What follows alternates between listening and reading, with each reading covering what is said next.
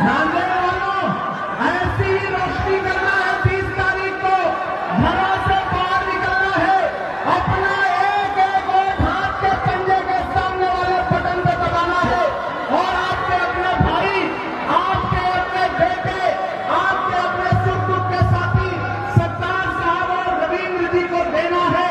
23 तारीख को रिजल्ट आएगा इंशाल्लाह। उसके बाद आपका शुक्रिया अदा करने फिर इसी बेंगलुरु नाका पे आऊंगा। मैं आपसे वादा करता हूं। बहुत शुक्रिया। रविंद्र चौहान जी को अपना समर्थन देंगे, अपना प्यार देंगे। सत्तार साहब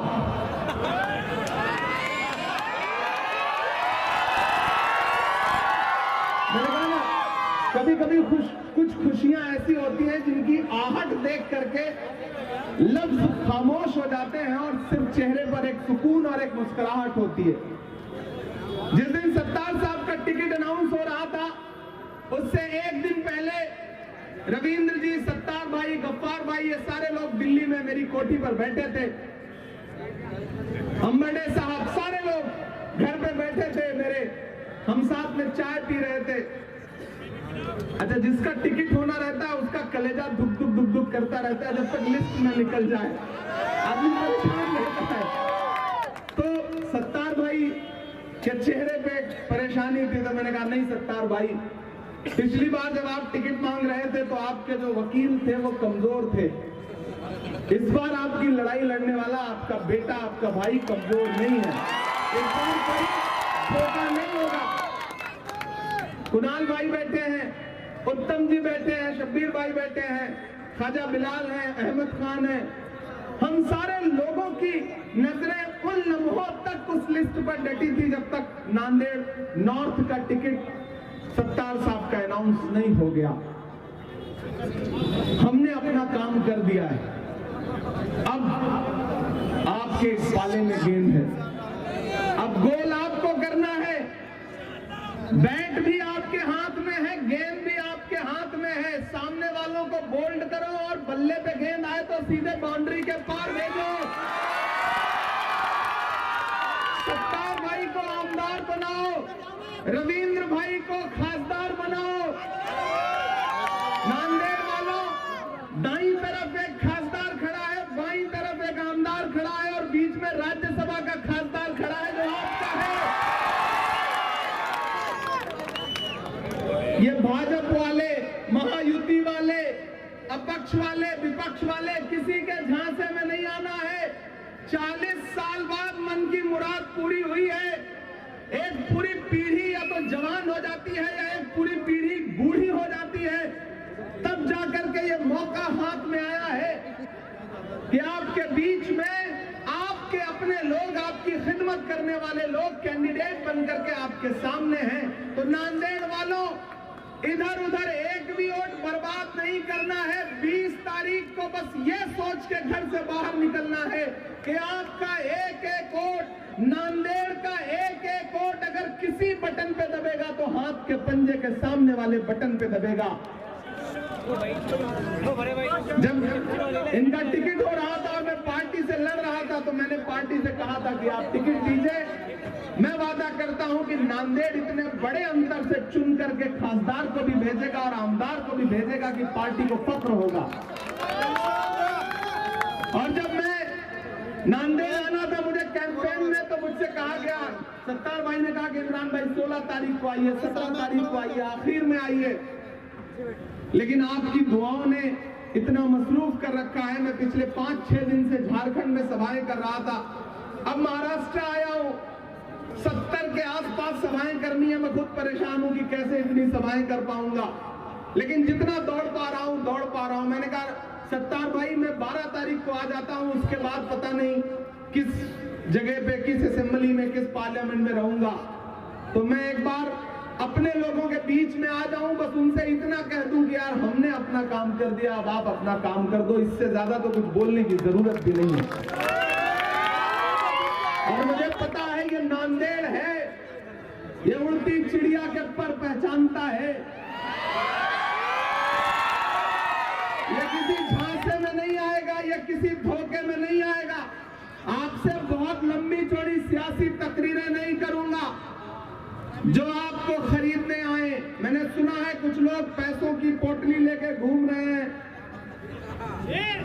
वो आपके बीच में आए तो उनसे कहना कि मेरे भाई ये पैसे आप अपनी जेब में रखो, हम बिकने वाले लोग नहीं हैं, हम झुकने वाले लोग नहीं हैं, करने वाले लोग नहीं हैं। और उसके बाद भी अगर कोई डराने की धमकाने की कोशिश करे तो उससे कहना कि जुल्म करती है जवानी भी नहीं मांगोगे, जुल्म करती है जवानी भी नहीं मांगोगे, खून में अपने रवानी भी नहीं मांगोगे, मेरे मिट्टी के घरौंदों पे बरसने वालों मैं जो गरजूंगा तो पानी भी नहीं मांगोगे। ये कहना और बिना डरे बिना झुके एक भी वोट खराब मत होने देना। हाथ का पंजा, हाथ का पंजा, हाथ का पंजा, क्योंकि लड़ाई सीधी महायुति और महाविकास अघाड़ी के बीच में। एक तरफ वो लोग खड़े हैं जिनके नारे हैं बटोगे कटोगे, मंगलसूत्र छीन लेंगे, भैंस खोल ले जाएंगे, ढहा देंगे, जला देंगे, उल्टा लटका देंगे, पता नहीं क्या क्या। और एक तरफ हम खड़े हैं, हम सब खड़े हैं जो ये कह रहे हैं कि आओ नफरत के बाजार में मोहब्बत की दुकान खोलते हैं। ये नांदेड़ की सड़कें इस बात की गवाह है नांदेड़ वालों कि जब इन्हीं सड़कों पर चल करके मोहब्बत का एक मसीहा आया था आपके बीच में, जो कन्याकुमारी से चला था बस एक नारा लगाता हुआ कि नफरत छोड़ो भारत जोड़ो। मुझे बताओ इस मुल्क में जो नफरत फैली है उसके सबसे ज्यादा शिकार कौन है? हम हैं, आप हैं, आप हैं। नफरत कम होगी तो सुकून किसे मिलेगा? हमको, आपको, आपको। तो बताओ जिस इंसान ने 4000 किलोमीटर पैदल चल करके अपने पैर के छालों की परवाह नहीं की और ये कहा कि इस मुल्क में नफरत को कम करना है, तो आप तो इस बात पर ईमान रखते हो ना कि मजदूर का पसीना सूखने से पहले उसकी मजदूरी उसे दे देनी चाहिए। रखते हो या नहीं रखते हो? मैं तो रखता हूं इस बात पर ईमान, क्योंकि हमारे बुजुर्गों का कौल है कि मजदूर का पसीना सूखने से पहले उसकी मजदूरी उसे दे देनी चाहिए। तो मैं आज नांदेड़ में खड़ा होकर के आपसे ये कहता हूं कि मैंने देखा है राहुल गांधी के माथे का बहता हुआ पसीना, मैंने देखा है राहुल गांधी के पैर के छाले। मैं आज नांदेड़ में खड़ा होकर के आपसे राहुल गांधी की मजदूरी मांगने के लिए आया हूं, और वो मजदूरी ये है कि राहुल जी ने रविंद्र चौहान को और अब्दुल सत्तार साहब को आपके बीच में अपना नुमाइंदा बना के भेजा है। एक को आमदार बना दीजिए, एक को खासदार बना दीजिए। ये है राहुल गांधी की सबसे बड़ी मजबूरी। जो इधर बाईं तरफ मेरे साथी खड़े हैं, मुझे आपसे बस एक बात कहनी है, आप सियासत जो है ना वो दिल से करते हो, दिमाग से नहीं करते हो, जज्बात से करते हो। सियासत जज्बात का नाम नहीं है, सियासत दिमाग से फैसले लेने का नाम है। हो सकता है मेरे कुछ साथियों को सत्तार साहब से पर्सनल मनमुटाव हो सकता है कभी गफ्फार फोन न उठा पाए हो तो आप नाराज हो, लेकिन जब लड़ाई बड़ी होती है तो छोटी छोटी चीजें नजरअंदाज करनी पड़ती हैं। ये मौका फिर दोबारा आए या ना आए ये आपके फैसले पर तय होगा। ये मौका आगे लगातार आने वाली सदियों तक बना रहे ये आपके फैसले पर तय होगा। हर वफा जिंदे जावेद नहीं होती है, दिल का हर जख्म कहीं दिल का कंवल बनता है। जब शहंशाह भी हो, इश्क भी हो, दौलत भी, तब कहीं जाके कोई ताजमहल बनता है। हमने अपने हिस्से का काम कर दिया है, कांग्रेस पार्टी ने अपने हिस्से का काम कर दिया है। अब आपको अपने हिस्से का काम करना है नांदेड़ वालों। एक तरफ वो लोग हैं महायुति के लोग, महाभ्रष्ट लोग, महाराष्ट्र को लूटने वाले लोग, जिन्होंने लूट करके सरकार बनाई। मैं कल किसी सभा में खड़ा था जालना में, तो मैंने कहा यह धोखेबाजों की सरकार है। तो सामने से एक नया लड़का खड़ा हुआ, उसने कहा इमरान साहब एक चीज और जोड़िए। मैंने कहा बताओ। बोला ये भी जोड़िए कि ये धोखेबाजों के साथ साथ खोखेबाजों की भी सरकार है। मैंने कहा ये सही सजेशन है। तो ये भाजपा के किसी झूठ के चक्कर में मत आना, इनके सारे नारे झूठे हैं, इनके सारे वादे झूठे हैं। ये तो पार्लियामेंट में एक दिन प्रधानमंत्री जी खड़े होकर भाषण दे रहे थे, बोले बताओ कांग्रेस वालों 70 साल में क्या बनाया। मैं इधर बैठा हुआ था, मैं खड़ा हो गया, मैंने सोचा मैं गिनाना शुरू करूं, तब तक खड़गे साहब बैठे थे, बोले इमरान मत बताना, जो बताओगे ये उसको भी बेच देंगे, इनका काम सिर्फ बेचने का है, इन्हें मत बताओ। मैं तो आजकल जब भी पार्लियामेंट जाता हूं ना, तो प्रधानमंत्री जी को उनके पुराने नारे याद दिलाता कि भाइयों बहनों, देश के खजाने की चाबी मुझे सौंप दो, मैं देश नहीं लूटने दूंगा, चौकीदारी करूंगा।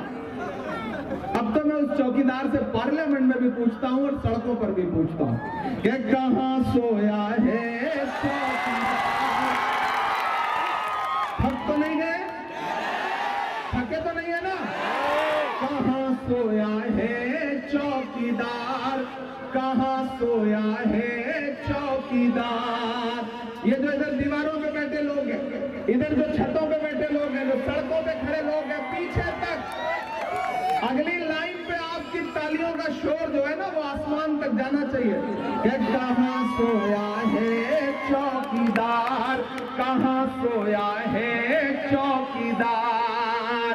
विजय माल्या नाक के नीचे से हो गया फरार, कहां सोया है चौकीदार, कहां सोया है चौकीदार। के चाय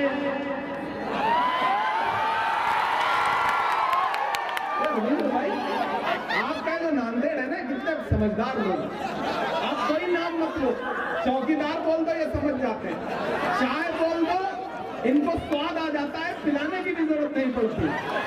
कि चाय, मैंने फैसला किया ये सभा खत्म होगी तो जहां अच्छी चाय मिल रही होगी वहां जाके चाय पीना है। कि चाय बेचने वाला पूरा भारत बेच रहा है, बेच रहा है कि नहीं बेच रहा है? चाय बेचने वाला पूरा भारत बेच रहा है, इसी काम में हासिल उसे महारत बेच रहा है। कि रेल बिक गई, तेल बिक गया, बिका हवाई अड्डा। अगली लाइन पर तैयार रहिएगा, जो दीवारों पे हाथ से दीवार पकड़ के बैठे हैं वो ताली ना बजाएं, गिरने का डर है। कि रेल बिक गई, तेल बिक गया, बिका हवाई अड्डा, सब कुछ बिकता देख के आएगा, दायरे में सिमट के आएगा, हर रवायत से हट के आएगा। आंधियों को जरा खबर कर दो, आंधियों को जरा खबर कर दो, शेर वापस पलट के आएगा, शेर वापस पलट के आएगा। ये जो आखिरी के 10 मिनट बचे हैं, मैं कोशिश करता हूं और एक खबर भी आपको देता हूं कि राहुल गांधी जी की सभा है 14 नवंबर को 2 बजे नवा मुंडा मैदान में। आप सबकी शिरकत होगी तो अच्छा रहेगा। कि जख्म पर जख्म खा के निकले हैं हम, मगर मुस्कुरा के निकले हैं। आप तो शायरी की जबान समझने वाले लोग हैं। बहुत छोटा सा था मैं, बड़ी कम उम्र थी मेरी जब पहली बार यहाँ मुशायरे में आया था। आप सबको शायद याद हो, जो अदब नवाज लोग हैं। और इस बीच जब पार्लियामेंट में गया तो एक दिन हम लोग अडानी के मुद्दे पे आवाज उठा रहे थे। वसंतराव चौहान जी भी थे लोकसभा में, हम इधर राज्यसभा में। एक साथ 146 सांसदों को सस्पेंड कर दिया गया। मैं बाहर निकला तो मीडिया के लोग खड़े थे। मीडिया के साथियों ने कहा कि सस्पेंड हो गए, तंज किया। तो हमने कहा कि आज अगर सस्पेंड ना हुए होते हुकूमत के खिलाफ आवाज उठाते हुए, तो हम खुद की नजरों में गिर जाते, हम अपना शुमार बुज़दिलों में करते, बहादुरों में ना करते। सस्पेंड हो गए तो क्या हुआ? इनकलाब ऐसे ही तो आएगा। तो बोले आप तो शायर हैं, शायरी की जबान में बताइए। मैंने वहां एक नज्म सुनाई, वो आपको भी सुनाता हूँ कि जख्म पर जख्म खा के निकले हैं हम, अगर मुस्कुरा के निकले हैं। सर झुकाने का हुक्म जब आया,